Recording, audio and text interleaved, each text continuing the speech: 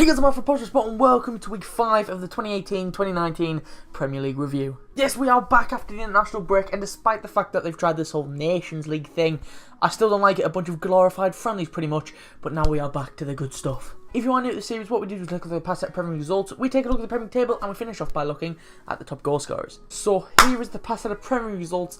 These games were played on Saturday the 15th, Sunday the 16th and Monday the 17th of September 2018. Also next to the games are the times in this video, so if you want to hear about specific match, just go at the time next to the game and you'll skip out all the other crap. But without further ado, let's get into our first match. We start with Bournemouth versus Leicester. Bournemouth took a well-deserved lead on the 20-minute mark when Ryan Fraser got his third goal of the season. Bournemouth won the ball back in the midfield with Joshua King. He quickly gave it to Ryan Fraser, who made his way into the area before curling a low shot around the keeper and into the bottom corner. And Bournemouth doubled their lead 15 minutes later when Ryan Fraser got his and Bournemouth's second of the match. It's beautiful stuff from Callum Wilson, who let the ball bounce over him before feinting right and laying it off to the left. It falls nicely to Fraser, who closes down on goal before rolling the ball through the legs of Schmeichel and into the back of the net. And 2 minutes later, Bournemouth got the perfect chance to get their third in when they were given a penalty. Ricardo Pereira and Joshua King were in a bit of a muddle in the penalty area, and Pereira ended up playing the ball onto his own hand and the ref pointing to the spot. If I was Ryan Fraser, I would be quite annoyed, as I would want this to get the hat-trick, but instead the regular penalty taker in Joshua King stepped up to take it, and he sent Schmeichel the wrong way and rolled the ball into the bottom right. And things would go from bad to worse for Leicester in the 68th minute when they were reduced to 10 men as their skipper Wes Morgan was sent off. It was a bit of a soft one as Wes Morgan lunges in on Dan Gosling, and that got him a second yellow card. I don't think it's the actual contact, I just think it's the I think it's the way he's lunged in. I think that's what's got him the second yellow. Like I said, it was pretty soft. And Bournemouth made it 4 in the 80th minute when Adam Smith got a goal on his 100th Premier League appearance. Ryan Fraser again being instrumental in this game as he wriggled into some space on the byline before pulling it back to the edge of the box where Adam Smith was waiting to hit it first time and low into the back of the net. But Leicester would get the perfect chance to pull one back in the 88th minute when they were given a penalty as Diego Rico clattered into Ricardo Pereira in the area and the ref awarded the spot kick. James Maddison stepped up to take it and he sent Begovic the wrong way and slotted it into the left hand side. And Leicester would cut the deficit in half in the 90th minute when Mark Albrighton made it 4-2. James Kelechi Iheanacho swung a ball in from the right hand side and Albrighton nipped ahead of his man to knock the ball home. And as the game ended too little too late for the Foxes, and if they played like they did for the final 5 minutes for the full match, could have been a much closer game. Bournemouth were on target to match their biggest win of last season, a 4-0 win over Huddersfield before conceding those 2 late goals. And what a season the Cherries are having so far, sitting 5th in the table above some of the biggest names, not only in English football, but in the world football as well. As for Leicester, though, it's very mid-table for them,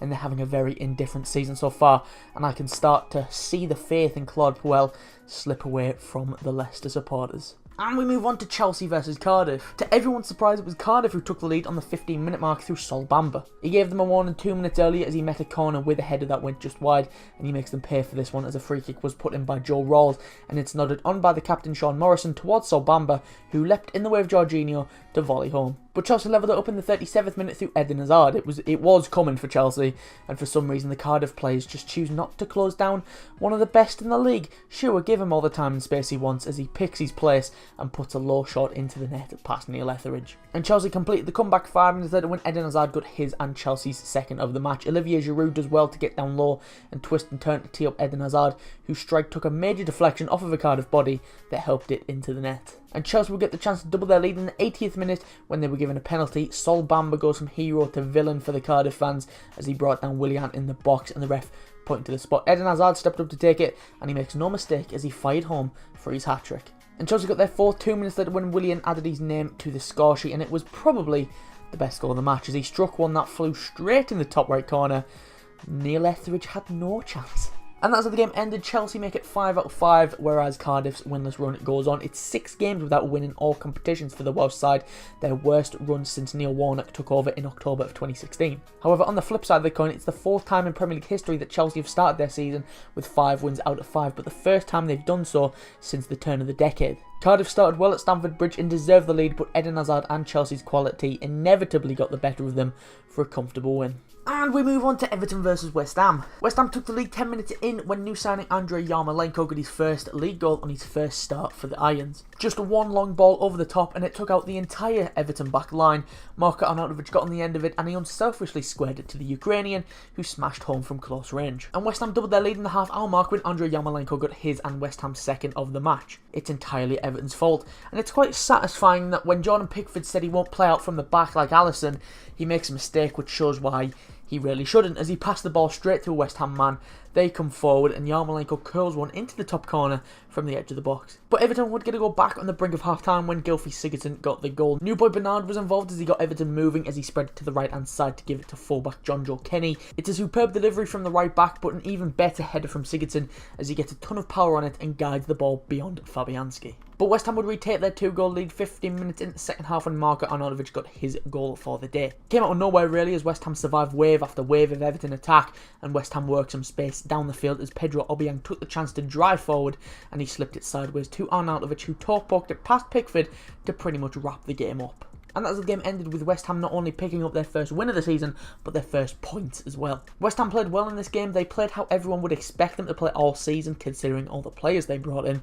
But West Ham will definitely get out of the mess they find themselves in with a few more of these. Everton had chances to get themselves back into it with the constant attacks in the second half, but West Ham made them pay for not taking their chances by wrapping the game up with their third. And Everton just don't have a quality striker. Cenk Tosun had some great chances, but the Turk was unable to finish his dinner as West Ham went back to London with the 3 points. And we move on to Manchester City versus Fulham. It didn't take long for this one to get going as only 2 minutes into the match the reigning champions took the lead through Leroy Sané. It came as Fernandinho carried the ball down the left hand side and it turned into a 3-on-2 situation in favour of City, and they make Fulham pay for it as the ball was slipped across the box where Leroy Sané was waiting for it and the German tapped home. And City doubled their lead 20 minutes later when David Silva made it 2, the two Silvas linking up as Bernardo Silva just about kept the ball in play on the wing and he cut the ball back into the area. It deflects off of several players and makes its way to David Silva, who slotted it past the keeper. And just like the first half, it was a rapid start to the second 45 as only 2 minutes into the second half, City added their third through Raheem Sterling. It came as Fulham were looking to attack with Ryan Sessegnon down the left-hand side, but he lost out to Kyle Walker and City exploited the space that the young fullback left behind him as they played it forward to Sergio Aguero, who rolled it across the 6-yard box. Cheers. And it was a simple tap-in for Sterling. And as the game ended, a comfortable win in the end for Man City. The reigning champions were hardly troubled by the promoted side as they restricted the chances that the Cottagers had to the bare minimum. Alexander Mitrovic was isolated up top for Fulham and hardly got into the game, and this game shows the massive leap in quality between the two teams as City could have easily had a lot more. And we move on to Southampton versus Brighton. Southampton took lead in the 35th minute when Pierre-Emile Højbjerg opened the scoring for the hosts, and what a goal it was as well. Southampton came forward, a ball dinked into the box was cleared only as far as Højbjerg, who hit it from about 30 yards out low and hard into the bottom corner. And Southampton got the perfect chance to double their lead in the 65th minute when they were given a penalty. Danny Ings won the penalty after some really tidy footwork to make his way into the area. Gating Bong then clips his ankles and it is a clear penalty, and the ref awarded it. Danny Ings also stepped up to take the penalty, and as coolly as you like, he slotted it into the bottom corner. But Brighton would get away back into the game only 2 minutes later when they cut the deficit in half through Shane Duffy. It came as a free kick was lifted into the area from Anthony Knockaert, and Shane Duffy timed his run well and leapt above everyone else to glance his header beyond Alex McCarthy. And Brighton would get the perfect chance to nick a point in the 90th minute when they were given a penalty. It's quite a soft penalty, but with all the pushing that was happening at the World Cup this summer, you'd think players would learn that refs are going to look out for this kind of stuff, as a corner from Brighton was put into the area. Substitute James Ward-Prowse pushes Shane Duffy, and the ref points to the spot. Mr. Reliable steps up to take it as Glenn Murray tucked away the penalty with confidence. And as the game ended, and for the second game in a row, Brighton come from 2 down to end up drawing the game 2-2. What a game this turned out to be in the end, and if you just watch the first 20 minutes of the game, I am sorry, because this game sprung into life. Southampton should be furious with themselves that they let the 2-goal lead slip, as they pretty much dominate the first half, and when they went 2 up, you thought that was that, but it's 2 badly defended set pieces that did the damage as Brighton came from behind to take a point. And we move on to Watford versus Manchester United. Man United took the lead in the 35th minute when Romelu Lukaku scored a scrappy goal. Scrappy and simple. As Watford failed to clear a free kick, it came back to Ashley Young, who put it back in, and Lukaku was in acres of space to bundle the ball home off his chest. And United doubled their lead 2 minutes later when Chris Smalling turned into prime Zlatan Ibrahimovic for a moment. Not even prime. He did it at the weekend.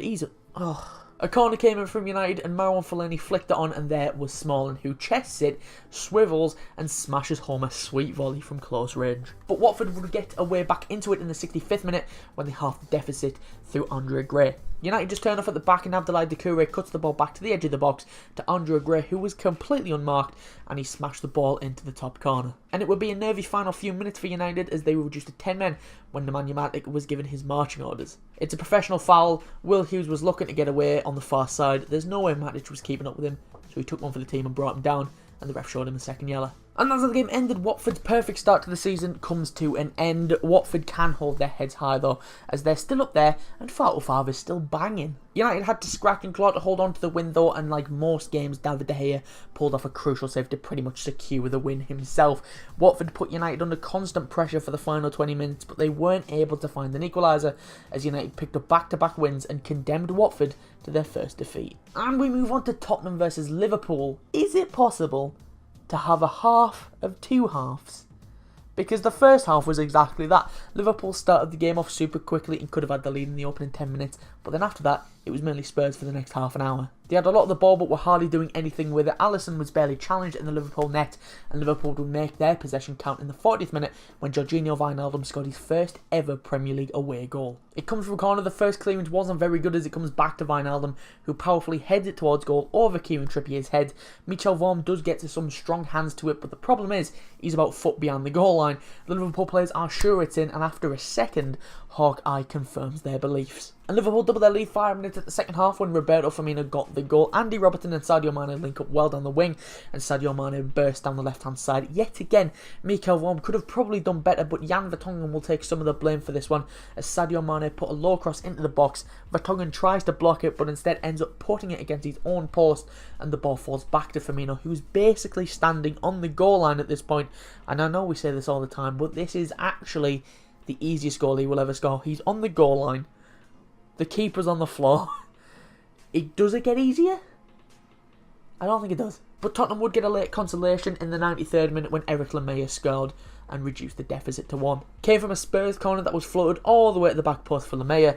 He chests it up, no one closes him down, and when it drops, he catches it sweet as a nut on the volley and into the bottom corner. And that's how the game ended, with Jurgen Klopp winning his first competitive game at Wembley. Although the scoreline was tight, let's not beat around the bush. Tottenham were extremely poor in this match.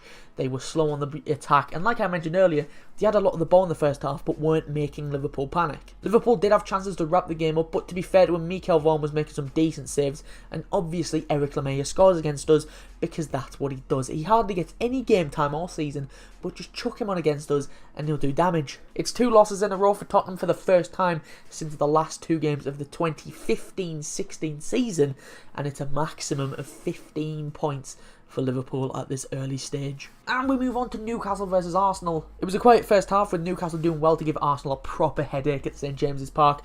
The Magpies played well and prevented Arsenal playing the way that Emery wants them to play by making Petr Cech hurry, and he does seem to turn into an utter mong when he gets hurried. But Arsenal would come out of the second half all guns blazing as they took the lead in the 49th minute when Granit Xhaka opened his account for the season. It's just a typical Xhaka goal.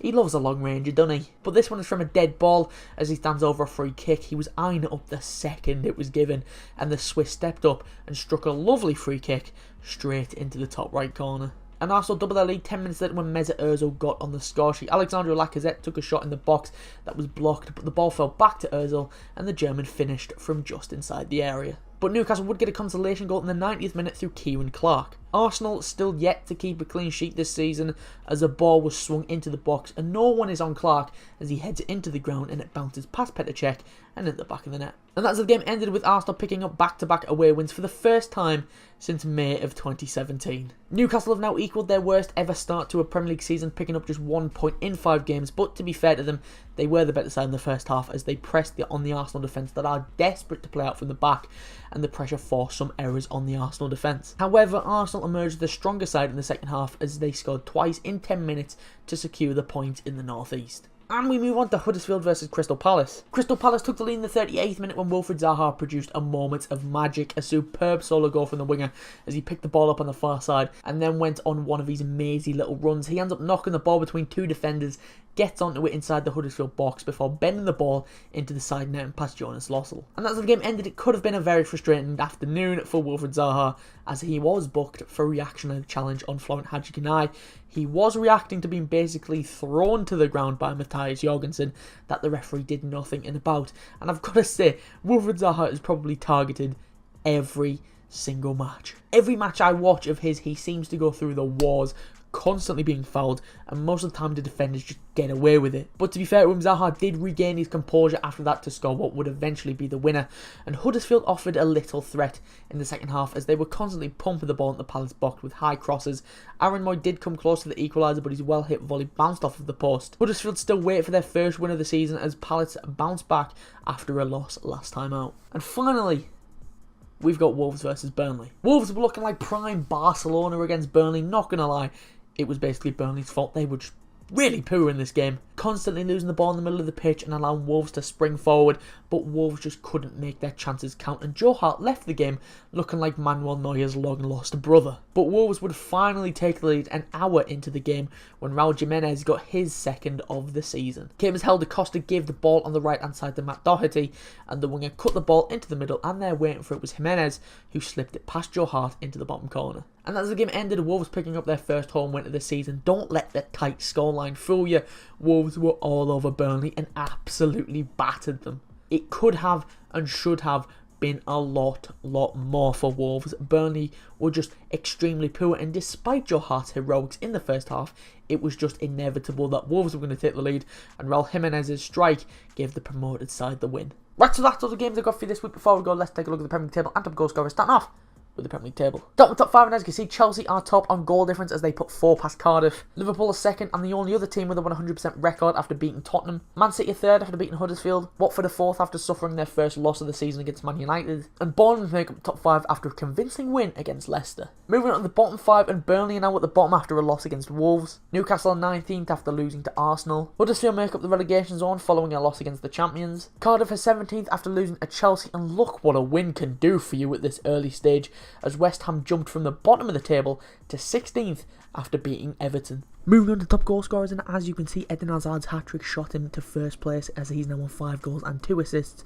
and second, third, fourth and fifth are all tied on 4 goals apiece, and they are Romelu Lukaku, Sadio Mane, Alexander Mitrovic and Glenn Murray. Right, so that's all good for this week. If you did enjoy, be sure to leave a like and subscribe, and I'll be back next Tuesday at 4 PM for the next episode of the Premier League review. I'll be going live in about 4 hours from when this goes out, 8 PM, Liverpool versus PSG in the Champions League. I'll be live streaming that, my reactions to it, so come join me if you want. And to stay up to date about when we go live or upload a video, it would be best to follow us on Twitter. The link is in the description, or it's at portionofsport_. If you missed last week's episode, that'll be popping out on your screen now, along with a link to the channel so you can subscribe. But anyway, thanks for watching, and be sure to leave a like and subscribe if you want to. I've been Mark from A Portion of Sport, and I will see you soon.